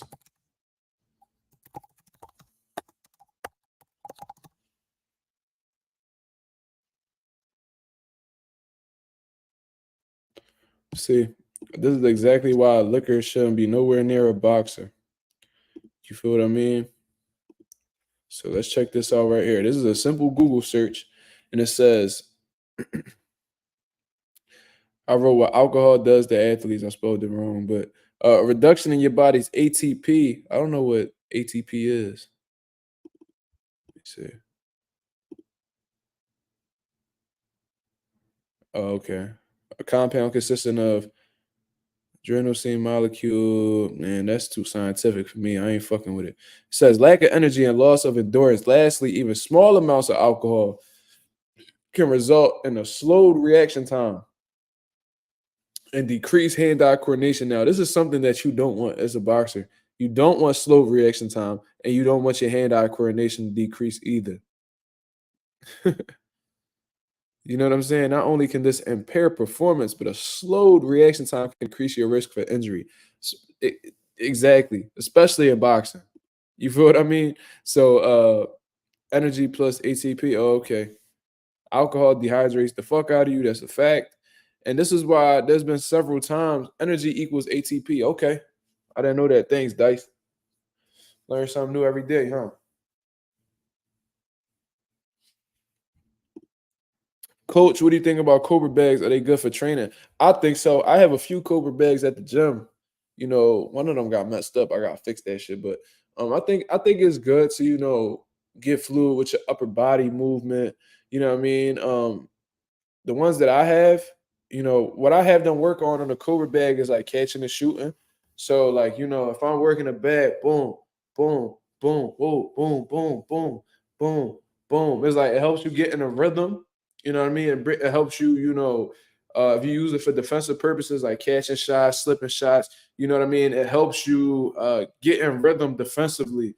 It helps you create that muscle memory where after you done shooting offense, you go back to defense. So it definitely has its benefits. Now it's not like my number one bag per se. Like I wouldn't like that's not like my go-to or something that I use every day. But like I said, it sharpens up your hand-eye coordination, your timing, rhythm. So every bag has its benefits. You know what I'm saying? Every bag has its benefits. You feel me? So yeah, I use Cobra bags. You know what I mean? I think they're good. I think they're good for training. Yes, they are good for training for sure. Lorenzo says messes up the liver too, and we seen what a punch to the liver will do. That's a fact. It's a fact. But yeah, man, Adrien Broner has consumed so much alcohol and just disregarded boxing totally and just lived a life that was completely unhealthy. And now you're starting to see the effects of it, man. Like, did y'all see how Adrien Broner was like, oh man, like he's telling you he's an alcoholic, bro, and don't nobody give a fuck, bro. That shit is sad, bro. But maybe they do care, they just can't do nothing because Broner hard-headed. You know what I'm saying? He don't want to help himself, so how can they help him? You feel me? But at the same time, Adrien Broner, he was saying, oh yeah, man, I'm done drinking liquor and all this shit, blah, blah, blah. And then right after one of his fights, he's on a podcast, drunk out his mind, can't formulate a sentence, can't put no words together. And a lot of people were outraged about it. So the podcast, whatever, it took it down or whatever. But yeah, man, like Adrien Broner, he's a lost cause. He felt he went too far in the deep end. And like I ain't gonna lie to you, like I heard this from one of my homies one time, millionaire homie I'm cool with. He said you can't save everybody. You know what I'm saying? Like you can do whatever you can to help that person out, but there's some people that's gonna make it with you. There's gonna be some people that you grow apart from. There's gonna be people that, fuck up and don't bounce back. You feel me? There's some people that, you know, aren't here to become successful. There's some people that you can learn from positively. There's people that you can learn from negatively. You know, not everybody gonna make it. That's just how that shit is, bro. That's how this system work. You know what I mean? If you think everybody gonna win at the end, you got a fucked up perception of reality. And Adrien Broner made millions of dollars. Let's not get it wrong. He's made millions of dollars. He was about as successful as a black man could be in America. But you know, he made a lot of mistakes. And he's telling you he ain't got the money that he used to. Bro, he done blew through all that shit. Al Heyman was holding his money. You know what I mean? Al Heyman was holding his bread. You know what I mean? Just trying to help him be more responsible with his money. He was like, yo, Al, give me my money. Give me my money, bro. Making it seem like Al was his enemy when Al was trying to help him. You feel me? So Al started giving him the money, and then he ended up not having nothing. I think he went from getting a few thousand a day to, and it's crazy that you need that much every day. Like, why do you need 200? Why do you need 2,500 a day? Like, why do you need that much?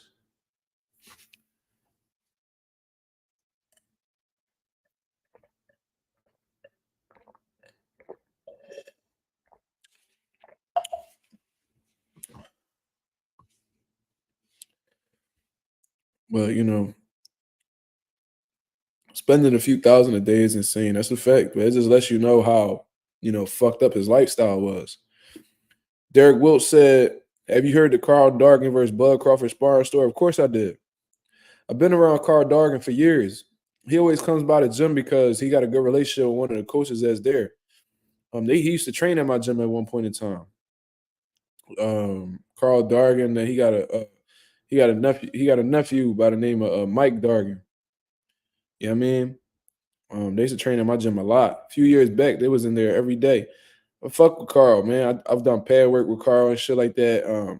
He put me on. He gave me a lot of advice. He's not only he not only was he like a good boxer, but he's also very knowledgeable.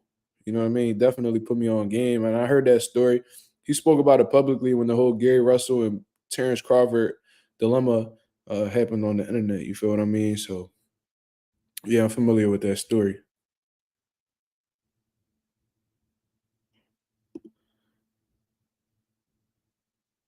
Boosie said, I ain't never seen a nigga throw hundreds in the club but AB.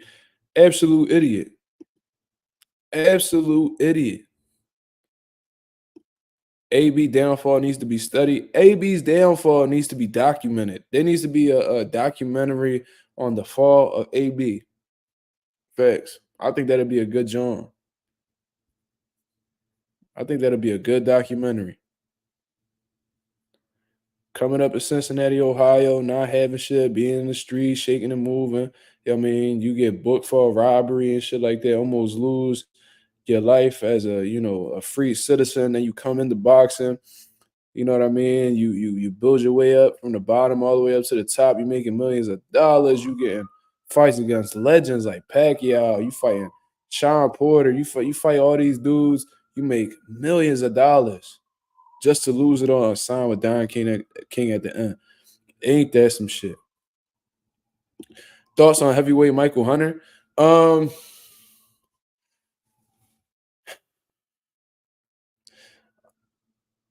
I don't really got much to say about him, man. Like I don't. He's all right. You know what I mean? I think he was relevant at one point in time when he was working with Eddie Hearn and them, but uh, I don't know what to really say about him. You know, I think he's fighting on Adrien Broner undercard though, right? You like Michael Hunter's fight against Usyk? That was an alright John. I think he fought Povetkin as well and gave him a good fight. So he got hands. He ain't no bum. Let's not get it fucked up. But you know, he was living Floyd lifestyle without Floyd type money. Yeah, and that was another thing. He just kept comparing himself to Floyd. You know what I mean? And I think that hurt him too. Broner was saying me and Floyd got the same shit you can't teach. Bro, yeah, I remember that. It was like, bro, you wanna be this man so bad and it's so obvious. You know what I mean? It's like, bro, you're not him, my nigga. Like, you're just not him. And I was saying that back when AB was undefeated. Like, I'm watching, and I was real young when he fought Maidana and shit. I was real young, but I was like, he's not Floyd, bro. Like, I'm breaking down, like I'm watching like his footwork, and I'm like, bro, he's completely flat-footed. His feet are slow. I said, bro, he's nothing like Floyd. And I said, defensively, he's not as good as Floyd neither. So I knew that them niggas was just drinking the Kool-Aid, bro. They was just, they was capping. You know what I mean? They was just feeding into the hype. And that was it, bro. You know what I mean? I knew back when he was undefeated that he wasn't fucking with Floyd. There was people that was like, oh, he could beat Floyd. Come on, man, stop it. Yeah, he didn't, bro. Like right before he didn't have discipline or the work ethic that Floyd had, bro. Right before Maidana fight, this boy had a whole beer belly. He was on tour with all these different rappers and shit. I'm like, bro, you got the biggest fight of your life coming up. I remember he had like a white, like sleeveless jacket on. He had his whole belly out and shit. I'm like, bro, what the fuck is you doing, bro? I remember Lil Wayne had said, like, what you doing here? Had told Broner that because he was like in a club partying and shit. And Lil Wayne was like, yo, what you doing here? Like, that's not embarrassing to you, bro. You try to live a rapper lifestyle just being a boxer. And he was talking about, oh man, I'm a rapper too. I just found boxing first. I'm like, this dude is an idiot, bro. It's like these dudes have this weird obsession, bro. Boxers be having this weird obsession with wanting to be something that they not. It's like, bro, boxing got you where you are. Why are you trying to play golf?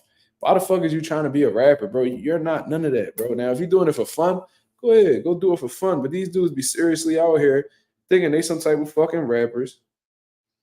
And they ain't shit. They ain't shit but boxers, man. You only good at boxing, but you want to be everything else under the sun. Like, cut it the fuck out.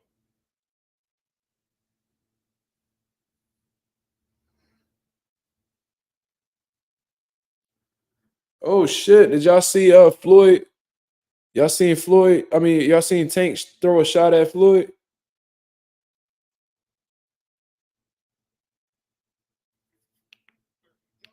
Interview is that I'm gonna tell y'all, with me being champion, with me already having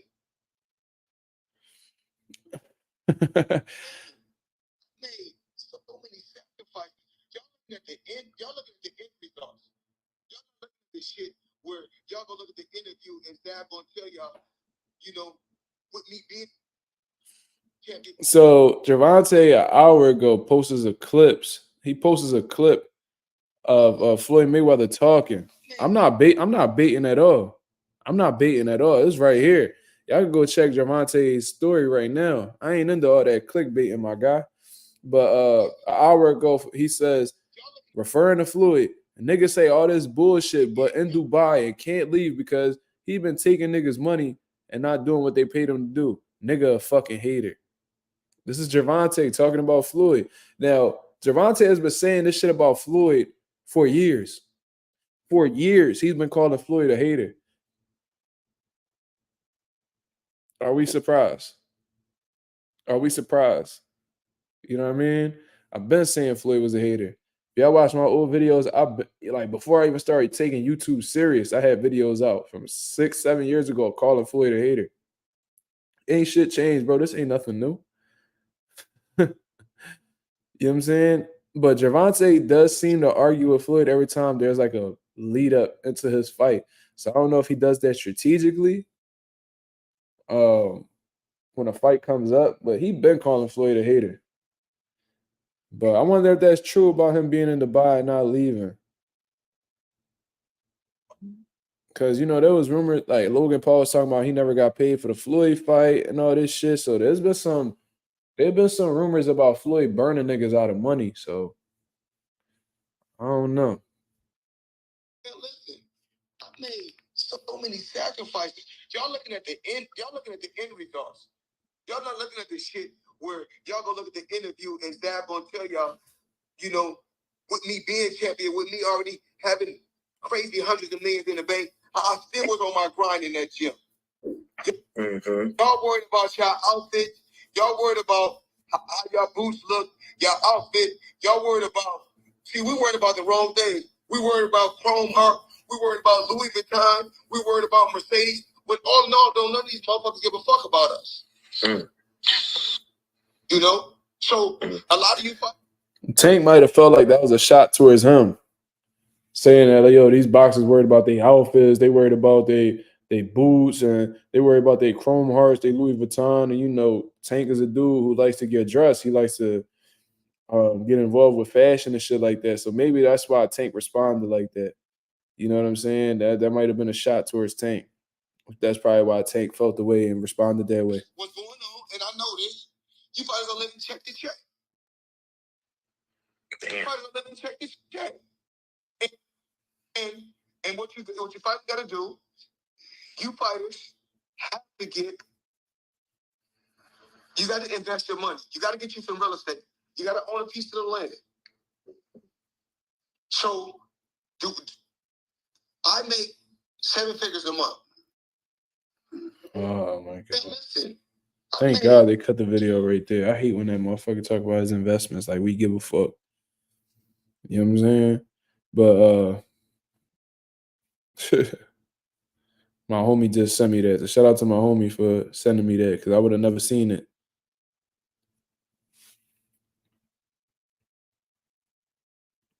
But who's surprised really? I know I ain't. But that Chrome Hearts line, that was definitely a shot at Tank. Because then, like, Tank have, like, a Chrome Hearts boxing gloves and Chrome Heart heavy bag and shit like that. Yeah, that's a shot at Tank. So that's why Tank responded like that. It wasn't nothing random.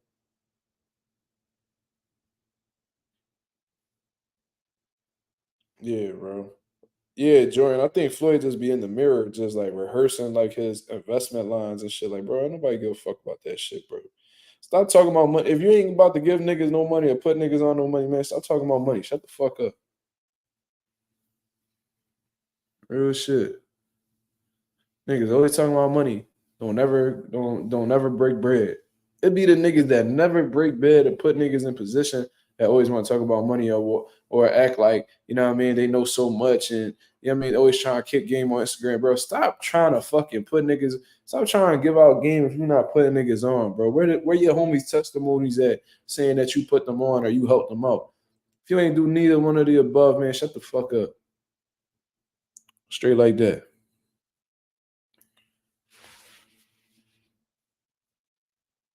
Yeah, Mayweather a hater, bro. Why you worried about how these young niggas dress?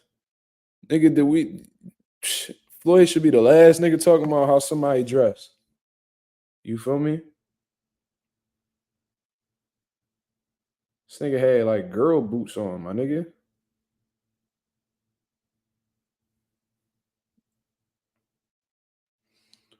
Like Floyd, I remember he had like a jockey outfit on. He swore he killed that shit too.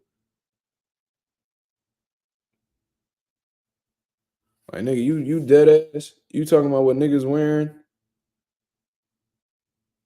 Fuck out of here. Need I say more? Look at this shit. Them bitches right by the kneecaps, and you over here talking shit about. Come on, man. This shit too easy.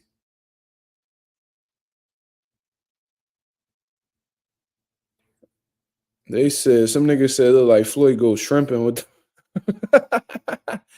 Like nigga go shrimping with them Jones. He swore that outfit was hot, my nigga. I'm like, bro, you got all the money in the world, and you don't even know how to put a fit together. Like that's crazy.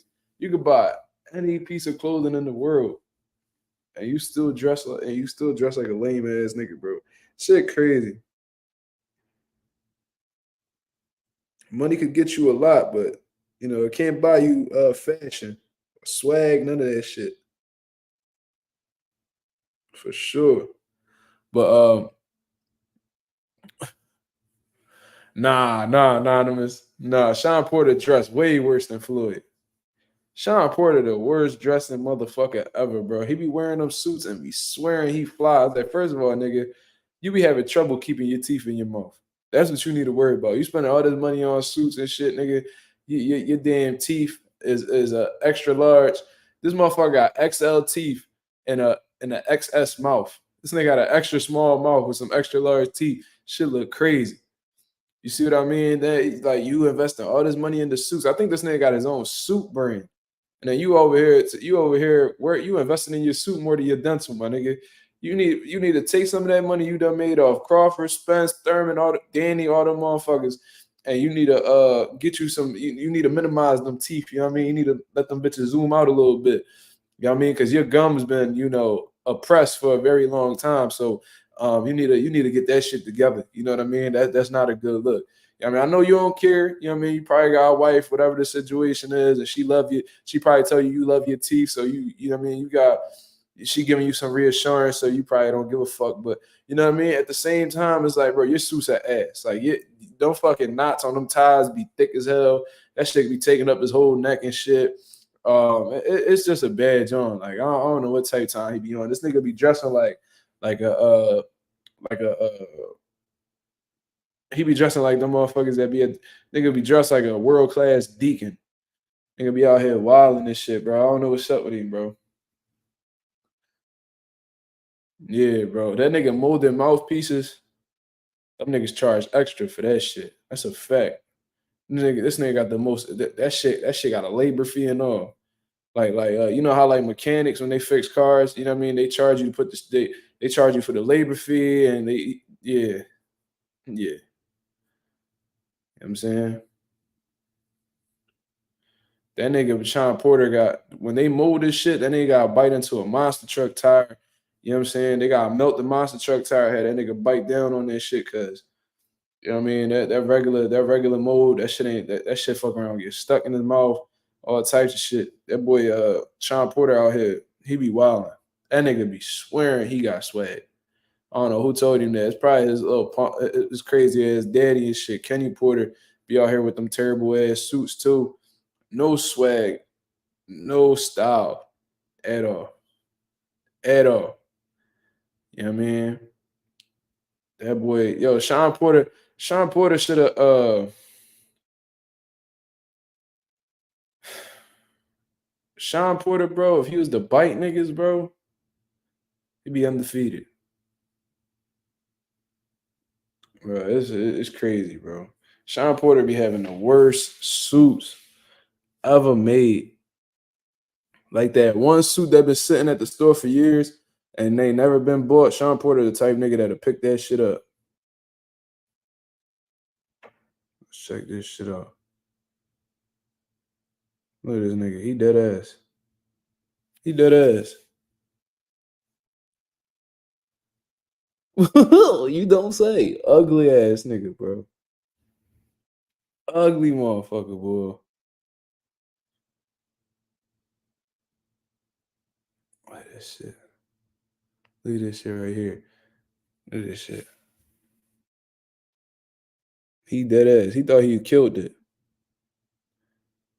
This nigga got a sleeveless onesie on. This nigga is crazy, bro. Like I never seen fucking tie knots that thick, my nigga. Look, there's a fucking whole article, most outrageous suits worn by Sean Porter. That's how you know the nigga ain't got no swag. If niggas come up with a whole page about how bad you dress, bro, that's a bad joint. Let me see. There's got to be one worse.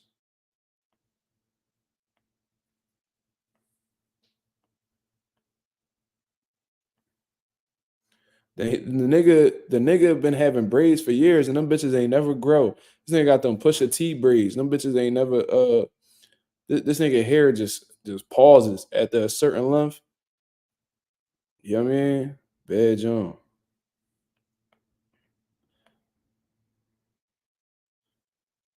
Look at this shit. This nigga got the McDonald's shift manager outfit on. That nigga really thought he was killing it. Sandra, I think you forgot the rest of his nuggets. Ugly ass nigga. Bad John. Mm-hmm.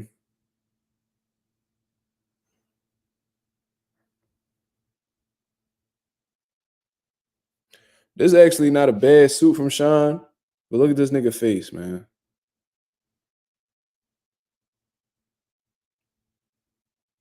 Wow. I want to say some shit, but I'm not trying to get demonetized. So I'm gonna leave this shit alone.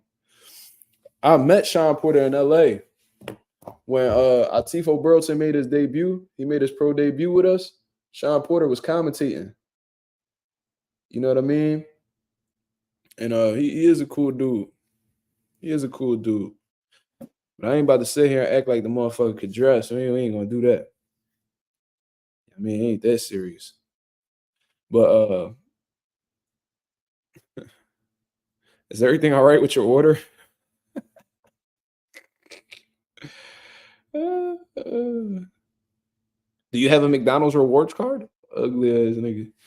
But anyway, I'm gonna get up out of here, man. I'm gonna get some rest before I take flight tomorrow, man. Around this time tomorrow,